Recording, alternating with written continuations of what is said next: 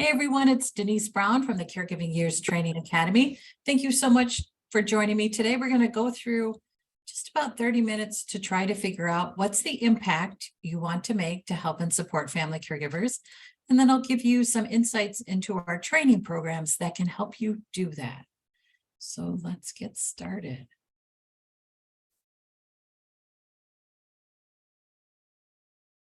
Okay, just a little bit about me. So I started helping and supporting family caregivers actually in 1990. I mean, it's been 32 years. I can't believe it. Okay, so 32 years, and I love it. I love supporting family caregivers. I'm passionate about it. I can't stop thinking about it. I feel blessed that I'm able to do this work.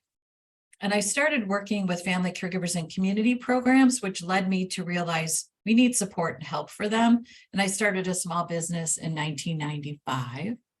And then I launched one of the very first online caregiving communities in 1996 and managed that for 24 years and then sold it so that I could focus on leadership, training, and other kinds of programs to help family caregivers and former family caregivers. One of the very first training programs that I created, I launched in 2016, and it's our certified caregiving consultant training, which is basically coach training for anyone who wants to, I consider helping family caregivers across the 6 caregiving stages. I think of our consultants as caregivingologists. They have studied the caregiving experience. They create specialties based on their own personal experience and what they really enjoy and like about working with family caregivers. And the training program helps them do that. And then I helped my mom until she died in August of 2022. And she died at home, which we were so grateful for. And then I currently help my dad, who is 91 and lives nearby in a senior living community. So after mom died, we moved my dad. Okay, so let's think about impact. I like to start with a definition. I could not find a good definition of impact, so I decided to create one. Okay, so I think of impact as a desire to inspire change. And for those of you who are joining us live, hi Pamela, Gina, thanks for being here. I'm wondering how you feel about this definition as it relates to your thoughts around impact.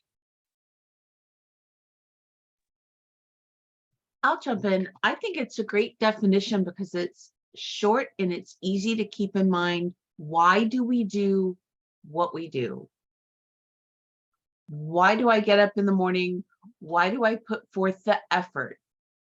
And it may be to result in a change, but more often I think it's to inspire and renew ourselves. We want something to be different and we can take action. And when we're doing that, that is impact.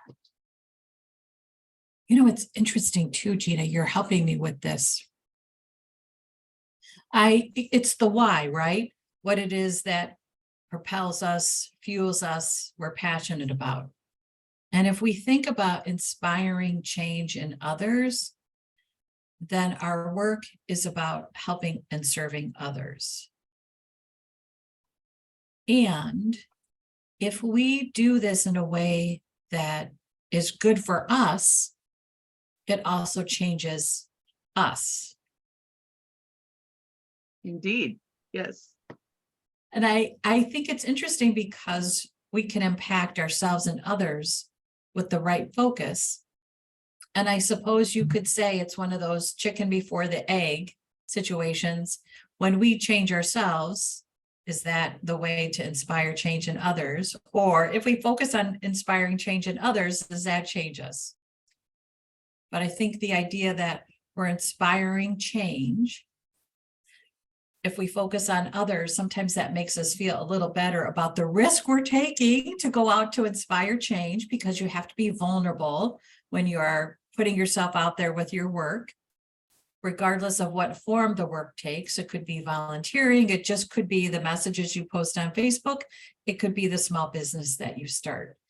Any of those require risk. It's just The greater risk, of course, would be starting a business. And if we think about our work as inspiring change, it also can help us define how we want to inspire change. So let's look at that. So I was thinking about the different ways that we can inspire change for a family caregiver. So I came up with, I think 16. And I think I have to sneeze, but I'm going to try to talk my way through it. Okay. So when I was thinking about what 24 hours is like for a family caregiver, I thought if we want to inspire change, we could look at how could we help them during their day? But then it's also how do we help them during their night? Then I've been really thinking about this past, present, future theme. I think we could look at that too in terms of what's the impact we want to make so that the family caregiver might feel better, for instance, about their past, about their present, and definitely about their future. Pamela, I'm glad you're here, and you are welcome to share in the chat room. No need to participate in any other way other than what feels possible for you today. I'm just glad to see you. Thanks for being here. Okay.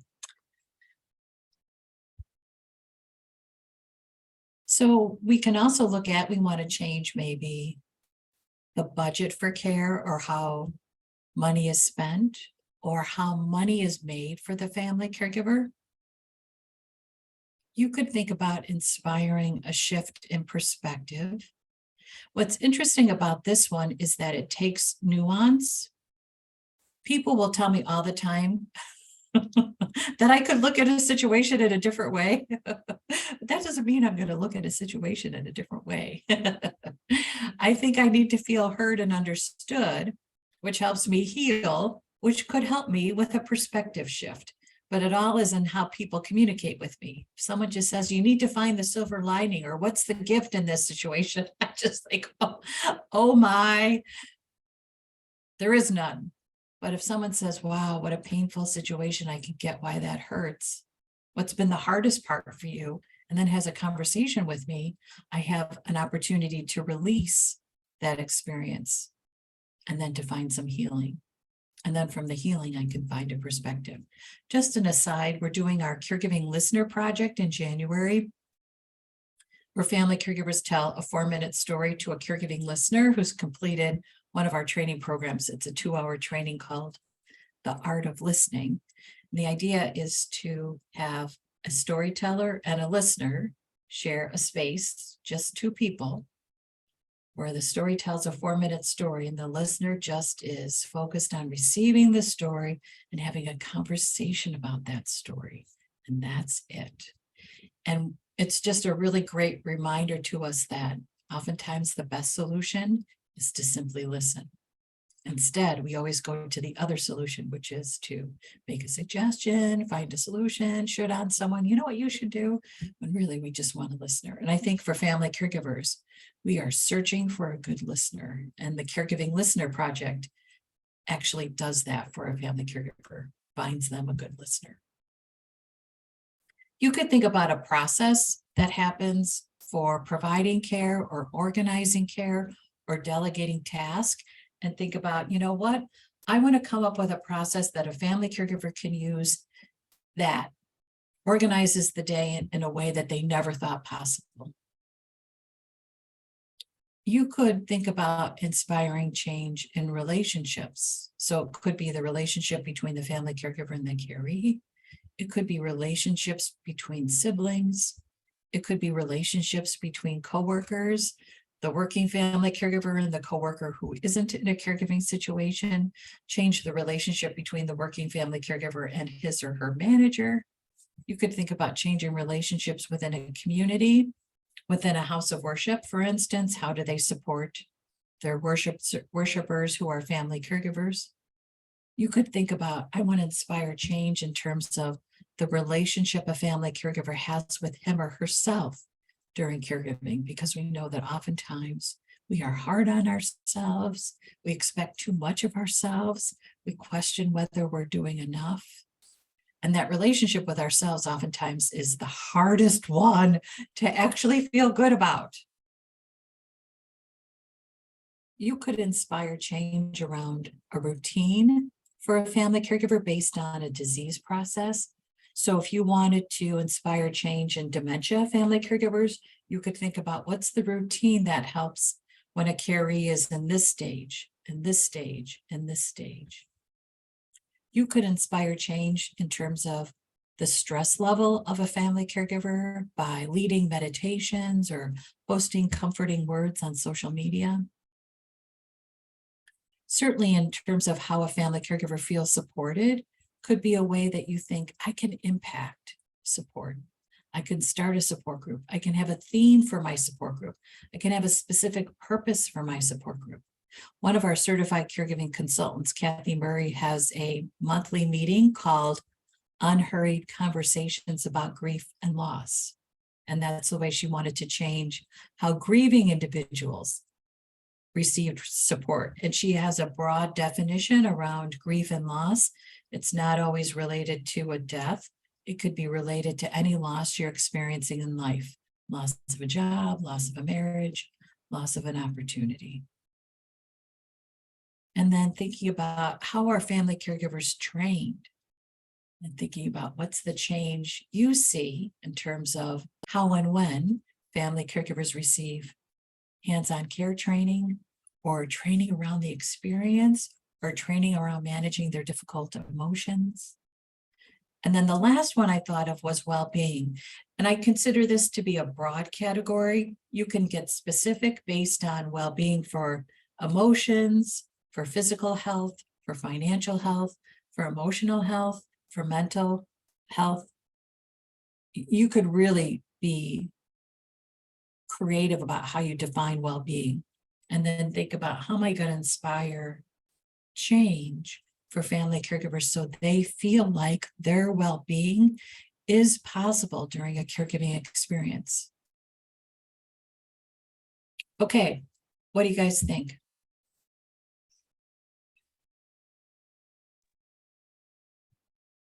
I love the future part of it. I think I can funnel most of these words into future when I'm feeling stressed or stuck or need a routine or just need hope, need an attitude change, whatever it is that I need at the moment. When I think about what is it that I want for the future, how do I want tomorrow to be different than today? Then I can focus on small changes that may help me get there. And then even if today was really rough, if I did one little thing to make tomorrow a little easier, I can still feel successful and still feel good about what I've done.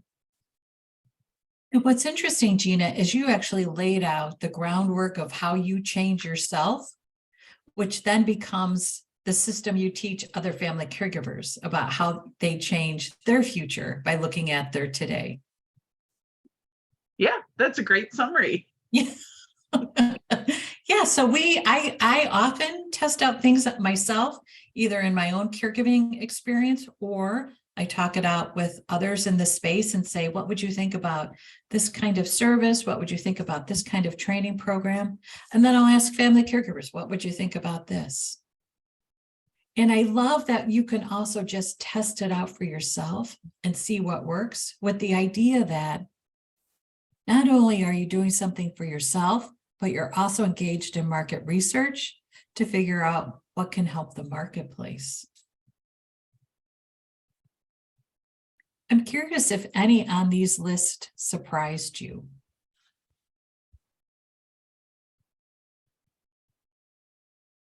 I think the past is something that caregivers don't often think about, other than longing for the past when maybe you had less pulling at you every day. But when you talk about what change will you inspire I think it goes back to perspective and longing, that I believe that there's a season for everything. And because a season, a carefree season perhaps, has passed, that doesn't mean that you can't reframe it in your mind to really be thankful for it and choose what parts you may want to take into your future life. Because there is some truth, I think, to, you can't go back home. You know, if you had carefree fun times in, say, your 20s, you may not ever replicate that no matter how you change your life, but you can inspire a change by how you think about it and how you use those experiences. Yeah, that's interesting. And I love you might have had carefree days in your 20s.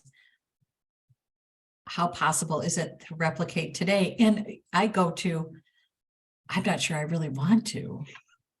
You know, I did that. I'm different now. That's not fun for me. Right.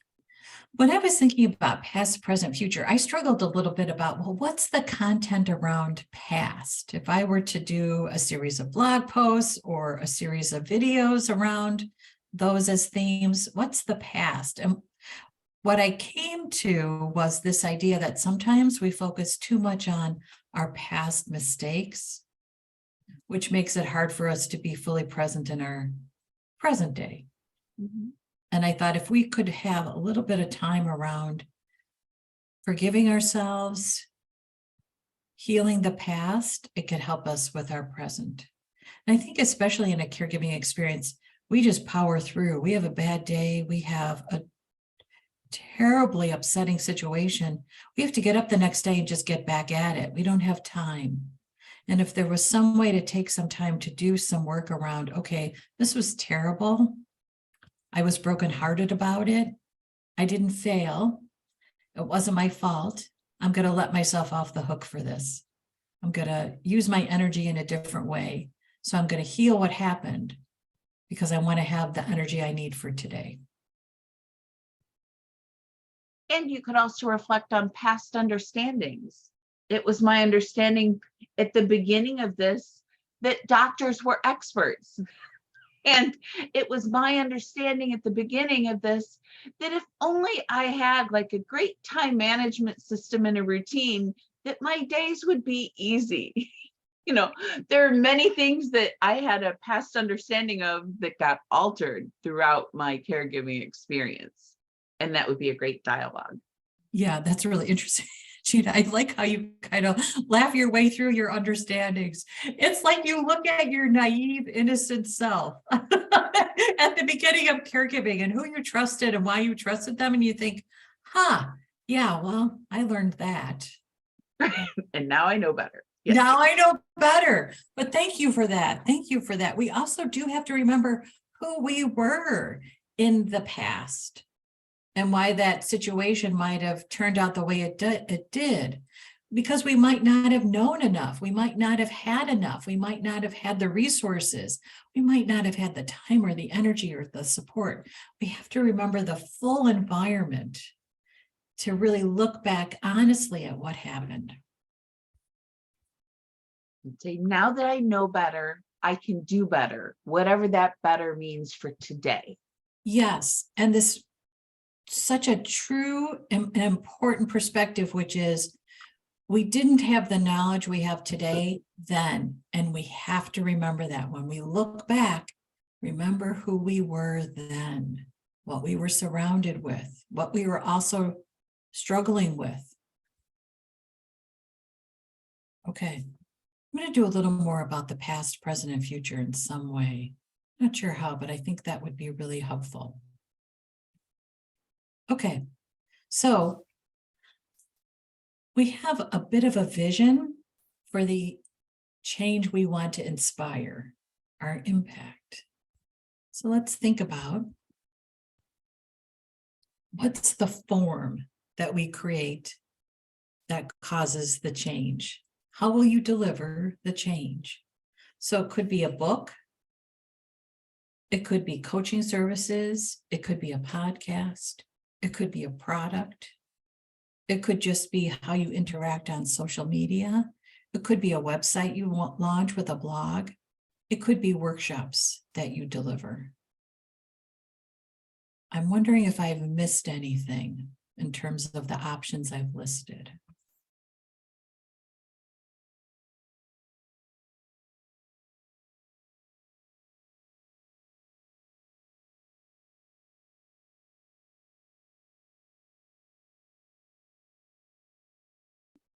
I think this covers it for most people, unless you're a movie director, that's going to make, I did kind of make the next epic.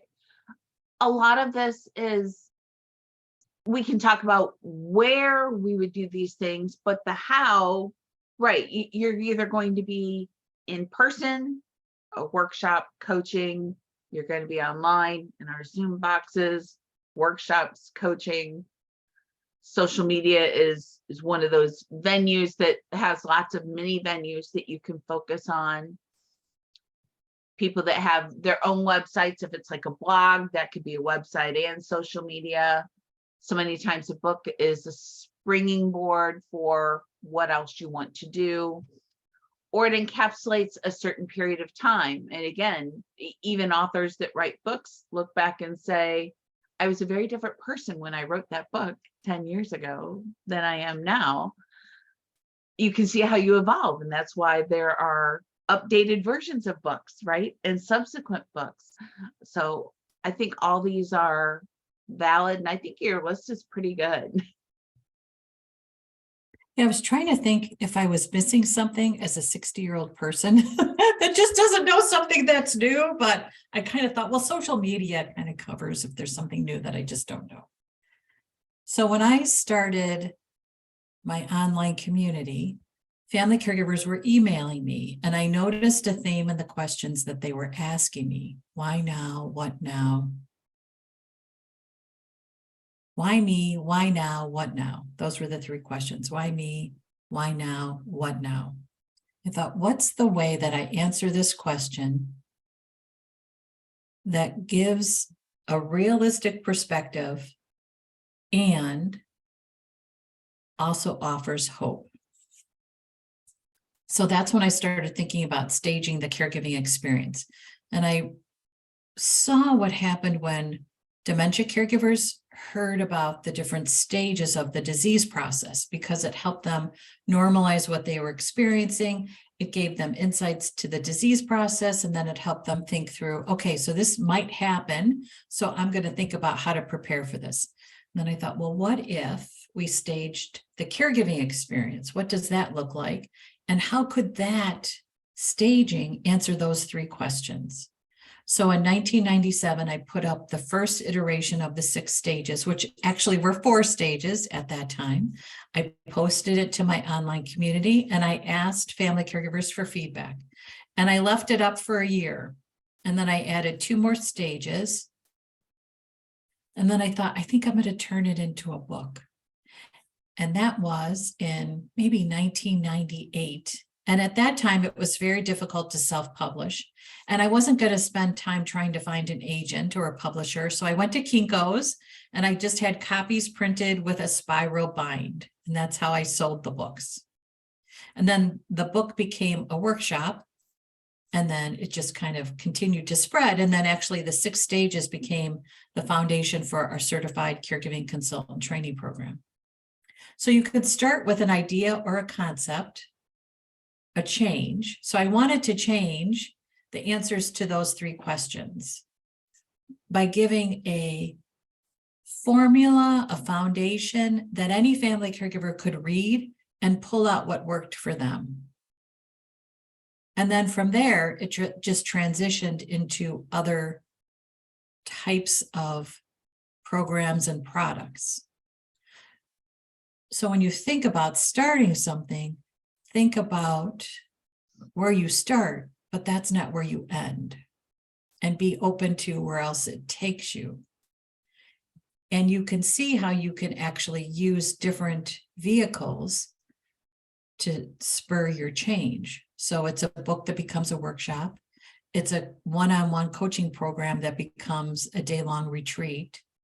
It's a product that you get you post on social media with tips. It could be a combination that continues to grow. How does that sound to you? I love that. I love the fact that whatever I do today, I can take it and make something of it. Because sometimes at the end of the day, you think, all I did was spin my wheels all day. But upon reflection, that there's probably something that you can take into the next day. I think about your impact. If I hadn't met someone that was aware of your work, then you couldn't have impacted me in a way that impacted my carees, and couldn't impact now how I impact others through my training.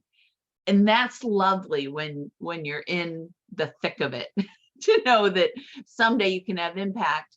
I love that your 6 stages include beginning to think about at the beginning and then an after, because it's not just in your trenches. It really is a whole spectrum.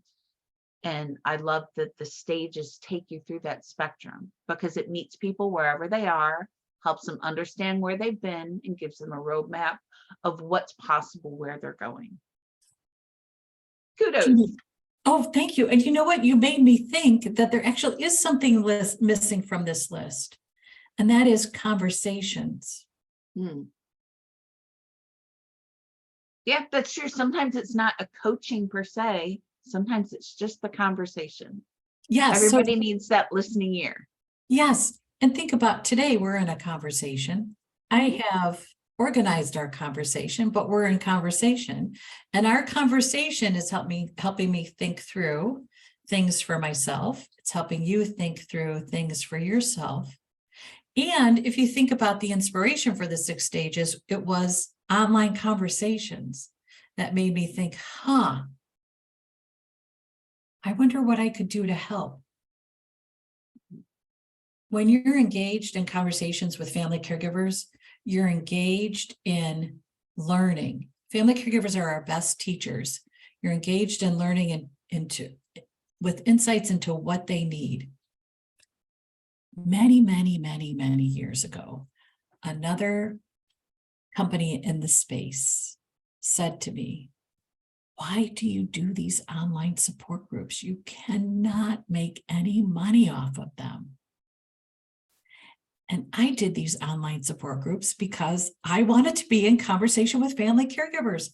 How can I serve them if I don't have a conversation with them on a regular basis? And I commit to having conversations with family caregivers as often as I can, because I want to be relevant.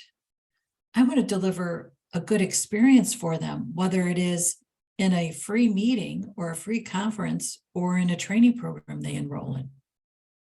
Okay, so how about that? It's conversations really that started, I think. And to me, it's interesting to think about the person giving the advice, the company giving the advice, thinking, well, they have the answers and they will just send it out. Because, right, you don't know if you're meeting people's needs if you're not receptive to those needs, if you don't make yourself available to learn what those needs are. Yeah, and so I had posted the first 4 stages and waited a year before I added anything to it, because I wanted people to have a chance to tell me what they thought of it, what worked for them, what didn't, how I could make it better. I wanted it to be better, and the only way it could be better is if I was in conversation about it. Okay, so I just wanted to spend a few moments telling you that we have training programs that can help you. And if you haven't taken our advocate training, it is free in November. It's a 1-hour training. I would really encourage you to start with this one. When it's not free, it's $30. And it's an opportunity to connect with me, to have an insight into how I think, more about how I think, and what I've done and why I've done it, and how you can learn from what I've done. So if you're thinking about, I wonder if I could, if it's helpful to take a training program, I want to get out there and make a difference for family caregivers, take the advocate training. It helps you figure out what's the message around basically your impact. What do you say? Who do you say it to? And what are you going to do about it? And you can sign up on caregiversacademy.com or caringourway.com. It's on both. And again, when it's not free, it's $30. It's free in November 2022, depending on what year you're watching this video. Okay, so then if you think, you know what, I just want to give back, you might think, I want to start a support group. So we have training to become a facilitator to lead caregiving support groups and grief support groups. Those two training programs take about 10 hours each, which includes 4 hours of live training with me, where we go through the different challenges you could encounter facilitating groups. The training isn't specific to a type of caregiving situation. It is more about facilitating meaningful conversations with people who are going through the worst time of their life. Knowing that, they might bring in behavior that you think, wow, I didn't expect that. And I take all the years that I have been facilitating groups and turn it into what I've learned, and I teach you how to manage when there could be a challenge in the group because people are not at their best, because they're exhausted, because they just don't have the energy for the filter or the willpower to just be kind. I help you so that you feel successful in managing meaningful conversations. People think about a support group as just going to vent and talk about problems. We think about support groups as going to talk about what it's like for me. And we help you do that through the facilitator training. And then if you are in what we consider to be the fourth stage, which is the pragmatic caregiver, you've been through it all, you're not so shocked and surprised, and you think, I just want to make a little extra money, the specialist training helps you become a virtual assistant for other family caregivers. So you're still a family caregiver and you're going to support others. And you're going to charge for your services just like a virtual assistant does. And you have some flexibility about setting your hours. It's your own business that you launch, so you can determine how many clients, how often you work. So there's some flexibility, and it's this idea that you start to bring in a little bit of money. This is not going to be anything that makes you rich. You're not going to get a down payment for a house with this, but it's something that you can start to think about as a small business owner. That's the specialist training. And that one takes, again, about 10 hours, including 4 hours of live training with me, where we think about what is it that you want to offer? What's the service you deliver for family caregivers? How do you price it? How do you market it? And then we have coach training. And there's actually 4 different levels, but based on 2 different types of designations. The newest one is our comfort care family coach. You start to coach family caregivers when their caree enters palliative care. So for this particular subspecialty of our coach training, you work with family caregivers at the end of their pragmatic stage before they move into the transitioning stage. And the transitioning stage is really about end of life for the family, for the caree, but it's really about the transition that we have as a family caregiver. We transition from doing to being, which is hard. And that transitioning stage also is about the former family caregiver. So how do we adjust after a caree's death? And then our certified caregiving consultant is really what I consider to be our caregivingologist. Gina, you'll have to let me know if you think about what you think about that term. Because I was thinking we've got this subspecialty, the comfort care family coach. The consultants learn about all 6 stages and what that experience is like for the family caregiver. So you really take in the study of a personal caregiving experience. And then you figure out, where do you want to specialize? Who do you want to serve? How do you want to serve them? What's the service you offer? Okay, Gina, what do you think about caregivingologist? You wrote it down. I took notes. I'm like, well, that's interesting. I don't remember seeing that before. I just added it yesterday. I think it's accurate. and I think it's catchy. So that's my initial feedback. I would leave it in there till someone tells you that it's wrong. Yes, I had debated about a couple different versions of this, but there are a couple different, like a caregiverologist, someone has that as a website, I think, and caregiverologist is out there a little bit. So I was trying to think of, I don't want to step on anybody's intellectual property. So caregivingologist is there for us. So I thought, okay, that's kind of interesting. Right. But I like it. I think it adds a level of expertise, because that's what it is. When you think about somebody that's an ologist, they have studied, a geologist, they're an expert in that study. And we don't need to be experts in caregiving. We're experts in the study of caregiving, if you would think about it that way, because it's naturally evolving. Yes. And I also think because of our commitment to understanding the caregiving experience, we are also evolving our knowledge of it. It doesn't end when the training ends. Like I haven't stopped learning about caregiving ever. Like ever. I've never stopped. I've never said, okay, it's been 20 years. I know enough. That's it. I am learning every day, every day, every day. And I think it's that commitment that's reflected in that term, caregivingologist. We are committed to the study of the personal caregiving experience. Right. Pamela says in the chat, I can see myself having an aging in place specialty.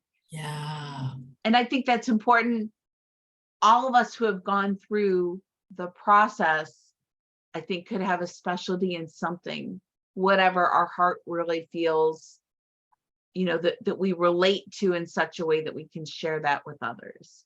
Absolutely. And I think what's interesting about aging in place is that you've learned about the environment where someone lives and how they live well in that environment, and what tweaks and changes are needed in that environment. And we all need that.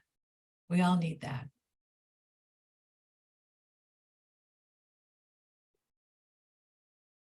Yeah.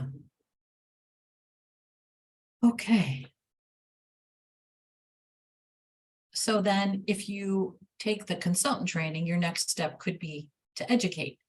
You can deliver the 6 caregiving stages as an educator, and you can deliver it in person, online, at workshops, at conferences. And it's a marketing tool for you after you complete your consultant educator training. It just helps you get out there into the world without worrying about, oh my gosh, now I have to think of something to say. I'm nervous about what I'm going to say and how I'm going to position myself. This is a key turnkey program that I've been delivering since 1999. So it works. So you don't have to worry about, oh my gosh, what if people hate it? it's so hard, right? I mean, we're just always playing with our thoughts. It's so hard to think it's okay. It's okay. I had a meeting before today's meeting, and I was talking to a podcaster, and she said, I've got the episodes. I just have to push publish. And honest to goodness, I think that's one of the hardest things in our day, is to push publish. If we're creating content, whether it be a blog post or a podcast or video content, to put it out there in the world, it's such a risk. And your work will only get better after you push publish. That's not the end. It's only the beginning. You're going to get feedback and insights. It's only going to get better. It's the best thing you can do for your work, is to push publish.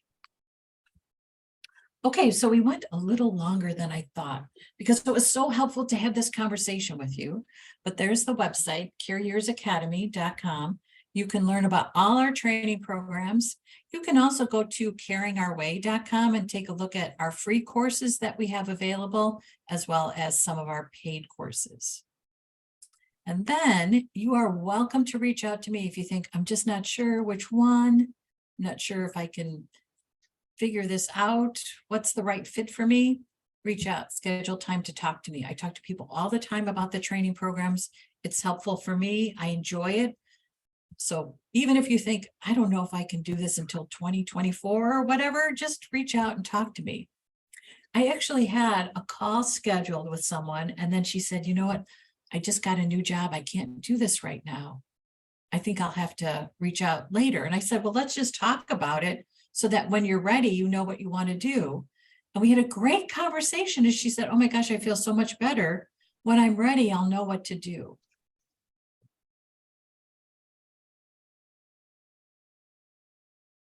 Okay. What questions might you have? Thoughts? I'll add to what you just said, Denise. People in my sphere know I work full time about half the year and have half the year off.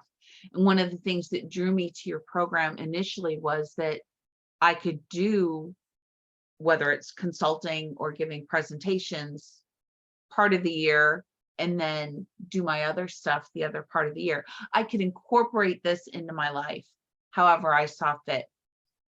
As I reached out to business consultants, the overarching message you get is, if you're going to start a new business, you have to be willing to work, 70 hours a week for 3 years before you make a profit. And I'm like, that's not going to work for me, right? Your program, I've made it work for me because I got the education. I give the presentations when I can because people know that this is what I do. I have those calls, those emails, people reaching out to me. So I still feel like I have a pulse and a finger on the pulse of what's going on with them. I'm still of service, even if it's not full time. And I love the fact that you have this ready for you 6 stages. So if someone doesn't have time to make a full-time business, they can use that. And I remind individuals who go through the training that it's your business, so you get to decide how the business runs and works. Because people will say to me, can I do, and then they'll have an idea and I'll say, of course you can. It's your business. You get to decide. You get to decide. It is hard to start a business. I just always like to preface that whenever we talk about starting a small business. It does take work. It does take commitment. And I think it's important to know that so you don't start it and think, well, why is it so hard? Why isn't it flourishing right off the bat? It's because it takes time. It takes commitment. We often hear about the overnight success story, but what we don't know is typically it could take 15 years for an overnight success story. Now, I tell you that and you think, oh my God, I don't have 15 years. Okay, but we have things put in place that can help you speed that up. But I just want you to know that when you start a small business, you want to be realistic about how long it can take. And working another job as you start your small business can be the best thing you do for your small business. If you have another source of revenue, it takes the pressure off you as a small business owner so that you don't feel like this, oh my gosh, every call is critical.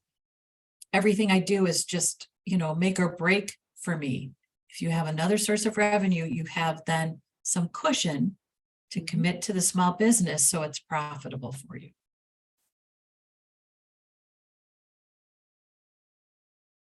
Okay, this was so much fun. Thanks you guys for being here. It's the day after Thanksgiving that we're recording this, so I appreciate you guys coming on the day after Thanksgiving to keep me company. Thank you so much. And I hope the rest of today is good. I hope the weekend is good. And keep in touch. Thanks so much, you guys.